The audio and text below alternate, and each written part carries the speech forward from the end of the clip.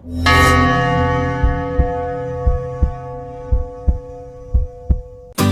halo, assalamualaikum warahmatullahi wabarakatuh. Ketemu lagi dengan saya, Devi Fiatri.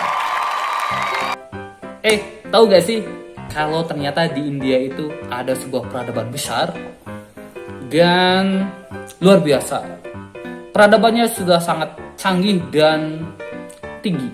Nah, peradaban apa sih? Nah, kalian bisa lihat peradaban ini sering disebut dengan peradaban Mohenjo-daro, yaitu atau juga sering disebut peradaban Sungai Indus loh. Nah, peradaban ini pernah ditemukan pada diperkirakan ada yaitu tahun 2800 hingga 185 sebelum Masehi. Nah, seperti apa sih dan di mana sih peradaban ini? Kalian bisa lihat di sini ada sebuah gambar. Nah, ada gambar letak kota tersebut. Nah, ini adalah reruntuhan bekas-bekas kota atau peradaban Mohenjo-daro di India.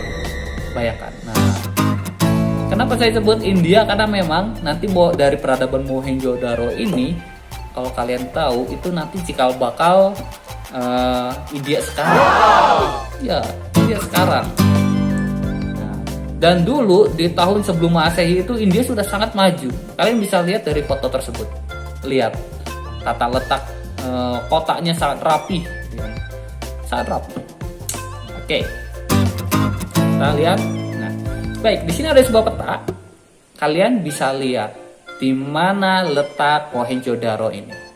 Nah, kalian di dalam peta itu ada sebuah segitiga. Nah, ini dia Mohenjo-daro. Nah, letak Mohenjo-daro ini ada di sepanjang Sungai Indus. Nah, ini dia, ini Sungai Indus membentang. Nah, ini muaranya ke laut. Nah, ini adalah Sungai Indus. Nah, Sungai Indus. Ya. Nah, ini oke, kalau di dalam peta, ini adalah peta modern, peta sekarang.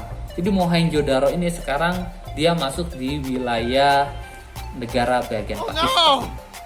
Bagian Pakistan ya. Pakistan. Pusat peradaban di kota kuno Mohenjo-daro ini itu ada di Provinsi Sindhu. Nah, ini ya. Ini tuh ada di Provinsi Sindhu. Nah, di Pakistan. Karena wilayah ini sekarang sudah menjadi negara Pakistan sekarang.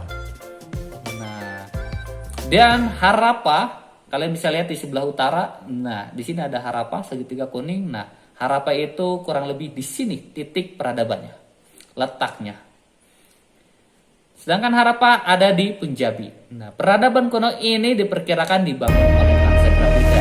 Nah, nanti lebih lanjutnya bangsa Arya pun datang ke sini. Nah, oke, kita lanjut. Nah, bangsa Arya itu datang pada tahun 2000 hingga 1500 sebelum Masehi. Dengan datangnya bangsa Arya, akhirnya bangsa Dravida tersisihkan dari wilayahnya dan akhirnya tergeser ke wilayah selatan. Nah, kita lihat petanya di sini. Nah, dari Mohenjo-daro ke wilayah selatan, berarti geser ke selatan di sini ya. Tuh, sampai ke selatan. Nah, oke ya. Akhirnya dengan bangsa Arya datang dan dia akhirnya mampu berpuasa dan bertempat di sana, sedangkan bangsa suku dari Dravidanya sendiri dia tersisihkan ke wilayah selatan. Lalu kemudian bangsa Arya setelah dia berkuasa di sana, dia membuat sebuah sistem yang sering kita kenal dengan sistem kasta.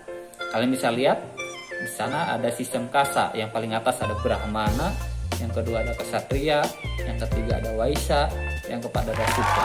Kalian bisa lihat dari gambar tersebut, kalian bisa lihat dari warna kulit, dari ciri fisik mereka pun berbeda. Dari Brahmana hingga Sudra kalian bisa lihat berbeda. Oke.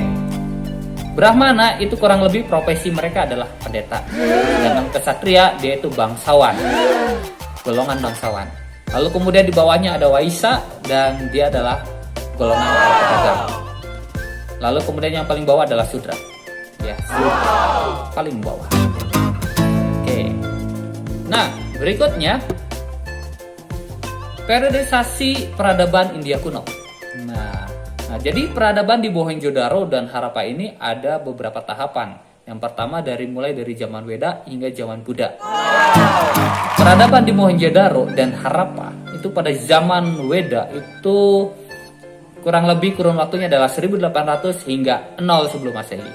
Lalu kemudian zaman Brahmana itu dari 1000 hingga 750 sebelum Masehi. Sedangkan zaman Upanishad itu antara 750 hingga 0 sebelum Masehi. Dan zaman Buddha itu 500 hingga 0 sebelum Masehi. Lebih muda. Nah, periodisasi pada zaman India kuno ini yang pertama adalah zaman Weda. Nah, zaman Weda ini adalah fase di mana sejak bangsa Arya berada di Punjab di lembah sungai Sindhu, nah sekitar tahun 2500 hingga 1500 sebelum Masehi. Nah, yang kedua adalah zaman Brahmana. Brahmana itu kekuasaan kaum Brahmana pada kehidupan keagamaannya. Pada zaman ini pula tata upacara keagamaan mulai tersusun secara sistematik. Makanya zaman ini disebut zaman Brahmana. Sudah mulai sistematis di dalam proses tata cara keagamaannya, proses keagamaannya. Nah, terus yang ketiga itu adalah ada zaman Upanishad. Nah, zaman yang ketiga ini yang tidak hanya melulu mementingkan upacara keagamaan dan sesaji doang gitu kan, akan juga dia lebih meningkatkan kepada pengetahuan batin. Jadi pengetahuan batin yang jauh lebih tinggi lagi, yang dapat membuka tabir rahasia gaib. Itu adalah ciri dari zaman ini ya, Upanishad. Kemudian yang terakhir adalah zaman Buddha atau zaman yang keempat ini. Fase ini dimulai pada saat putra raja Suddhodana yang bernama Siddhartha.